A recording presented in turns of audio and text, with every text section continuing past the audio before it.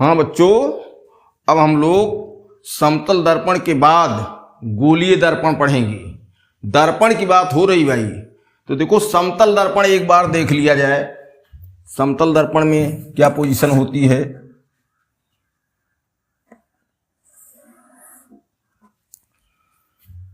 समतल दर्पण में ये पीछे पालिश की गई है, तो समतल दर्पण में जो चिकना और चमकीला तल है, ये ऊपर वाला, ये समतल है। इसमें गोलाई या कहीं ऊंचा नीचा नहीं है, एकदम लेवल बराबर है। जैसे चेहरा देखने वाला शीशा रोज देखते हो, वो हाथ उस पर चलाओ तो एकदम एक लेवल में है। तो ये हो गया समतल दर्पण। नाम से ही इसका अर्थ निकल आता है, समतल दर्पण। अब है गोलीय दर्पण।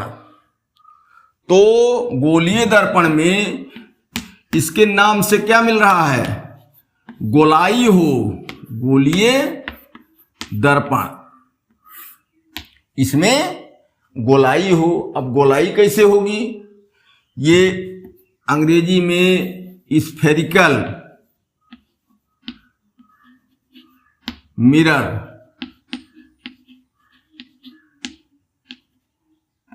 Spherical mirror. गोलाई होने के लिए सबसे अच्छा तरीका है समझने के लिए कि एक कांच का खोखला गोला लो। कांच का खोखला गोला, ये उसका केंद्र है। इसको एक तरफ किनारे से काट दो, तो देखो ये टुकड़ा बाहर निकला। ठीक। अब चूंकि कांच का खोखला गोला है, कांच पारदर्शी होता है। जैसे समतल दर्पण के लिए कांच की समतल प्लेट लेते थे, वैसे इसमें कांच का खोखला गोला है, उसका एक हिस्सा हमने काट के ले लिया। तो अब इसका तल क्या है, ना ये समतल है और ना ये समतल है, दोनों तरफ गोलाई लिए हुए है। एक तरफ धंसी गोलाई है और एक तरफ उभरी हुई गोलाई है, उठी हुई गोलाई। जो काम यहां पालिश वाला किए थे, वही काम अब यहां इधर पालिश वाला कर दो। अपारदर्शी पदार्थ की पालिश या पेंट यहां लगा दो, तो इसका धंसा हुआ तल क्या हुआ, चिकना और चमकीला हो गया। और उभरे हुए तल पर हम लोगों ने पालिश लगा दिया है। ठीक। तो नामकरण इसका अब करना है। तो ये धंसा हुआ तल परावर्तक तल है, अर्थात इसी धंसे हुए दबे हुए तल से परावर्तन की क्रिया होगी। इसी पर प्रकाश किरणें आएंगी, टकराएंगी, टकराने के बाद परावर्तित होकर वापस लौटेंगी। तो जो नाम रखा जाता है, वो जिस तल पर प्रकाश किरणें आती हैं, टकराती हैं, उसी के आधार पर नाम रखा गया है। तो इसका जो परावर्तक तल है वो क्या है, धंसा हुआ। धंसे हुए को अवतल कहा जाता है। देखो, एक अवनत शब्द है। अवनत माने नीचे जाना, उन्नत माने ऊपर जाना, उन्नत माने उठना, बढ़ना। तो ये धंसा हुआ तल क्या है, दबा हुआ है, नीचे है, इसलिए इसका नाम पड़ जाता है अवतल दर्पण। अवतल दर्पण। ठीक। ये होता है अवतल दर्पण हो गया।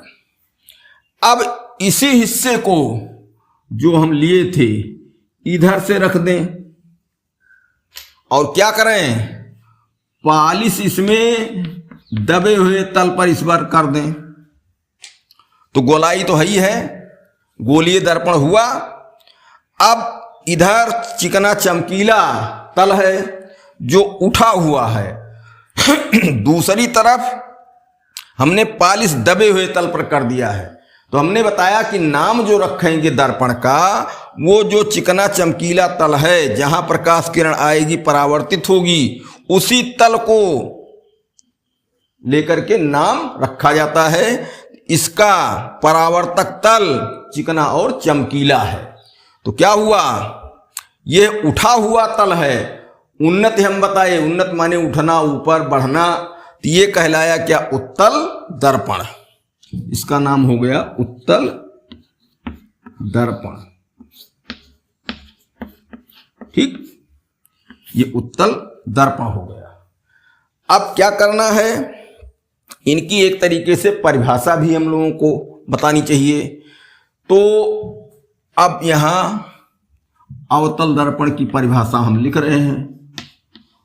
अवतल दर्पण, ठीक, कॉनकेव मिरर,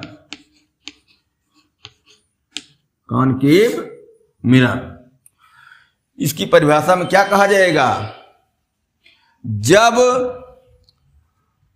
चिकना और चमकीला तल अर्थात परावर्तक तल दबा हुआ होता है, धंसा हुआ होता है, तो ऐसे दर्पण को कहा जाता है अवतल दर्पण। जब चिकना चमकीला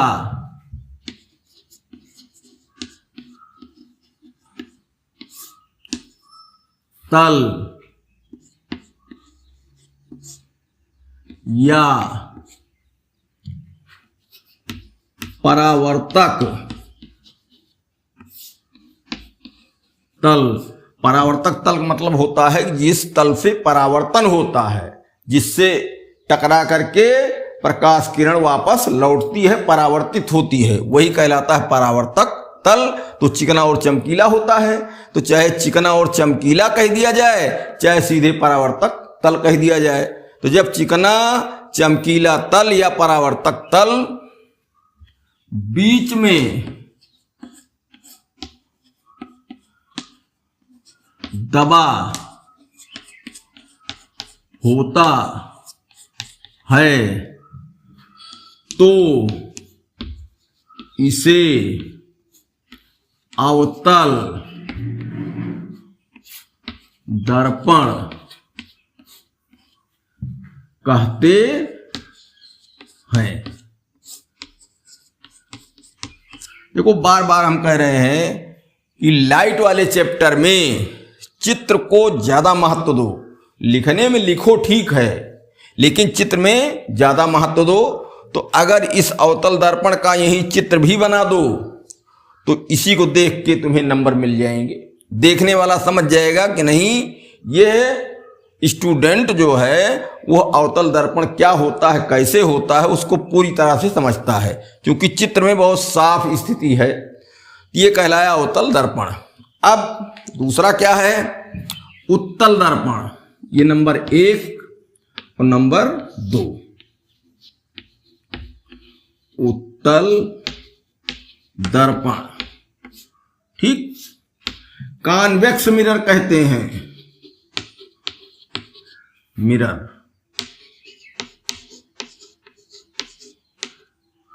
कॉन्वेक्स मिरर। इसमें क्या है देखो, चिकना चमकीला तल या परावर्तक पृष्ठ या तल, चिकना चमकीला तल या परावर्तक तल जब उभरा हो, जब बीच में उभरा हो, तो इसे कहा जाता है उत्तल दर्पण। जब चिकना चमकीला या परावर्तक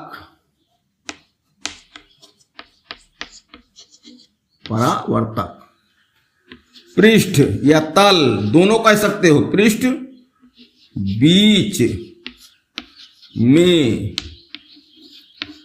उभरा या उठा भी कह सकते हो, उभरा होता है, तब इसे उत्तल दर्पण कहते हैं। कहते हैं। ये हुआ गोलीय दर्पण। गोलीय दर्पण दो प्रकार के होते हैं, ठीक। तो यहां क्या, अवतल दर्पण और उत्तल दर्पण। इसका जहां चित्र तुम बना दिए, तुरंत जो लिखे हो उसको पढ़ने की कोई आवश्यकता खास नहीं रहेगी एग्जामिनर को, वो इसी को देख के तुम्हें नंबर दे देगा। अब ये गोलीय दर्पण के दो प्रकार हो गए, अवतल दर्पण और उत्तल दर्पण। बात आती है कि समतल दर्पण हम लोगों ने पढ़ा था, उस पे परावर्तन कैसे होता है इसको हम लोगों ने देखा था, ठीक। गोलीय दर्पण अब आ गया। गोलीय दर्पण में दो प्रकार के दर्पण हैं, एक अवतल दर्पण और एक उत्तल दर्पण, ठीक। दर्पण है तो परावर्तन की क्रिया यहां भी होगी, परावर्तन की क्रिया यहां भी होगी। समतल दर्पण के द्वारा जो परावर्तन की क्रिया होती थी उसमें बहुत कुछ विस्तार में नहीं है, बहुत थोड़ा सा पूरा घटनाक्रम इसमें होता है। इसको अभी बाद में फिर बताएंगे एक बार। लेकिन अवतल दर्पण में परावर्तन उसी तरीके से इसमें भी होता है, लेकिन चूंकि इसके परावर्तक तल अर्थात जहां से परावर्तन होता है वो दबा हुआ होता है बीच में, अथवा बीच में उभरा हुआ होता है, जैसा तुम बनाओ। तो इसमें जो परावर्तन की क्रिया होती है वो कुछ जो है समतल दर्पण की अपेक्षा जटिल स्थिति होती है, ठीक। और इसमें तमाम बिंदु आ जाते हैं, तमाम रेखाएं या अक्ष आएंगे, तमाम दूरियां रहेंगी, सब विस्तार में बताया जाएगा। लेकिन अब ये समझो कि जो परावर्तन का नियम है, परावर्तन का नियम इन गोलीय दर्पण में भी लागू होगा, हूबहू पहले जैसा। हमारे कहने का मतलब कि समतल दर्पण में जो परावर्तन के नियम हम पढ़े हैं वो परावर्तन के नियम गोलीय दर्पण अर्थात अवतल दर्पण और उत्तल दर्पण में भी लागू होंगे, वैसे लागू होंगे। और उसमें मुख्य नियम तुम्हें क्या है, आपतन कोण बराबर परावर्तन कोण, आपतन कोण बराबर परावर्तन कोण। ये समतल दर्पण के लिए भी नियम है और गोलीय दर्पण के लिए भी नियम है। हमारे कहने का मतलब कि परावर्तन चाहे समतल दर्पण से हो और चाहे गोलीय दर्पण अर्थात अवतल दर्पण से हो या उत्तल दर्पण से हो, परावर्तन के नियम जो दोनों हैं हूबहू लागू होते हैं।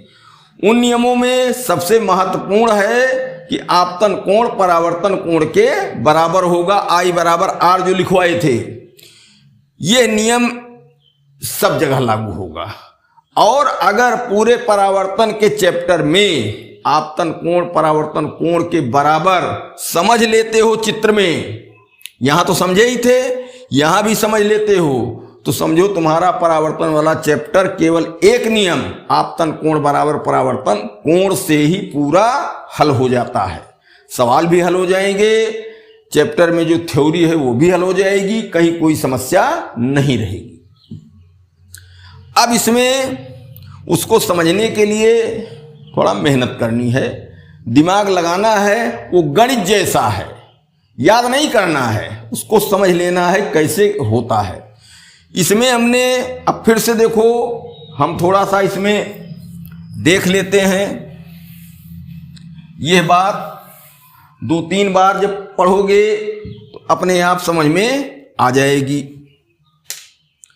जैसे समतल दर्पण में यही देख लो, समतल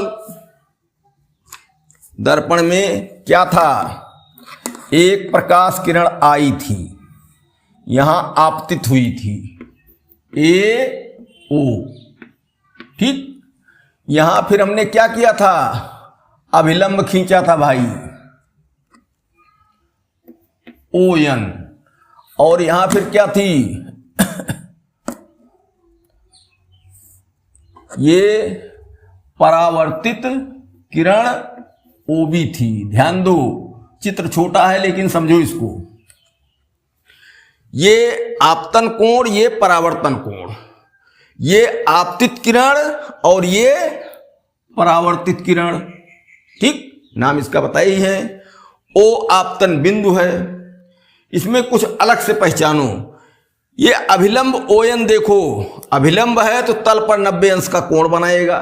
ठीक, इसके बाद एक महत्वपूर्ण चीज इसमें जो है पहचाननी है, जो आपतित किरण है वो अभिलंब के देखो इधर है, और जो परावर्तित किरण ओबी है वो अभिलंब के दाहिनी तरफ है, दूसरी ओर।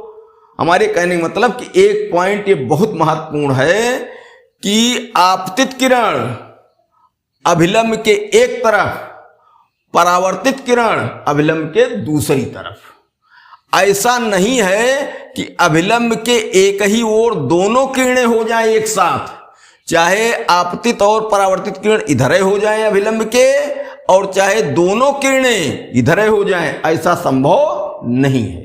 तो सबसे पहले इसमें एक बात ये गांठ मान लेना है कि आपतित किरण और परावर्तित किरण दोनों अभिलंब के दो तरफ होते हैं। एक तरफ आपतित किरण होगी और एक तरफ परावर्तित किरण होगी। कहने का मतलब कि दोनों किरणें एक ही तरफ नहीं हो सकती हैं। ठीक, इसका मतलब क्या हुआ, अभिलंब एक ऐसी समझ लो रेखा है जिसके एक साइड में आपतित किरण होगी, दूसरी साइड में परावर्तित किरण होगी। ठीक, दोनों किरणें एक ही तरफ नहीं होंगी, दोनों को दोनों तरफ रखना है। अभिलंब के दोनों साइड में एक एक किरण रहना है। ठीक, इसी तरीके से जब अभिलंब के दोनों तरफ एक एक किरणें ये हो गई तो उनके द्वारा बनाए गए कोण, आपतन कोण और परावर्तन कोण, ये भी अभिलंब के दोनों तरफ होंगे। अर्थात दोनों कोण अभिलंब के दोनों तरफ रहेंगे, दोनों कोण एक तरफ नहीं हो सकते हैं। ठीक, ये बहुत महत्वपूर्ण चीज है। गोलीय दर्पण में जब हम प्रकाश किरणों को परावर्तित करेंगे तो इसी अभिलंब के सहारे परावर्तित किरण किधर होगी, हम वो साइड पहचान लेंगे। तो सबसे मुख्य काम यह है परावर्तन की क्रिया में, जब कोई भी आरेख इसका बनाएंगे तो आपतित किरण अभिलंब के एक साइड में, परावर्तित किरण अभिलंब के दूसरी साइड में। इसीलिए हमने पहले भी बताया था कि जब परावर्तन का चित्र बनाने लगो तो पहले आपतित किरण खींचो और तुरंत अभिलंब खींच दो। कहने का मतलब कि सीरियल अगर देखा जाए, पहले आपतित किरण तब अभिलंब दूसरे नंबर पर, तब क्या कहेंगे भाई परावर्तित किरण अभिलंब के दूसरी साइड में रखना है। क्योंकि ये पहले से हम लोग जान रहे हैं, तो नंबर 3 स्थिति में परावर्तित किरण क्या करेंगे, अभिलंब के ओयन जैसे है इसके दूसरी साइड में खींच देंगे। बस इतना ध्यान रखना है और आपतन कोण परावर्तन कोण के बराबर रखना है। तो समतल दर्पण में जो परावर्तन के नियम पढ़े थे हम लोग, वही हूबहू गोलीय दर्पण में भी लागू होगा, ये नहीं अलग हो गया। तो अब ये समझो कि हमें गोलीय दर्पण में आरेख बनाते समय क्या ध्यान रखना है। एक तो आपतित किरण रहेगी, चाहे जहां दर्पण पर लाके गिरा दो, और जहां गिराओगे वही हो गया आपतन बिंदु ओ, या दूसरे अक्षर से लिखेंगे। अब तुरंत आपतन बिंदु पर जो दर्पण है, गोलीय दर्पण है, उस पर लंब खींचेंगे। अब कहोगे कि इस पर लंब कैसे खींचा जाएगा, इस पर लंब खींचने वाली बात बताई जाएगी, घबराओ नहीं, वो कोई कठिन नहीं है। तो इतना ध्यान रखो कि आपतित किरण के बाद आपतन बिंदु पर तुरंत अभिलंब या लंब खींचा जाए।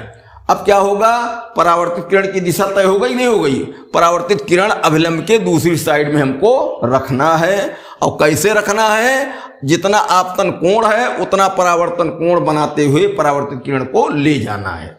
बस इतने पॉइंट याद रखो, इतने ध्यान में रखो।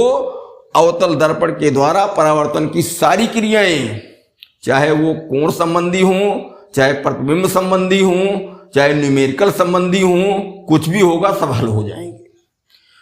हमारे ये कहने का मतलब है, बहुत साफ भाषा में हम बता दे रहे हैं, अगर परावर्तन के नियम गोलीय दर्पण में ढंग से लागू कर ले जाते हो, आरेख बना लेते हो, तो पूरे परावर्तन चैप्टर की पूरी बीमारियां सब ठीक हो जाएंगी।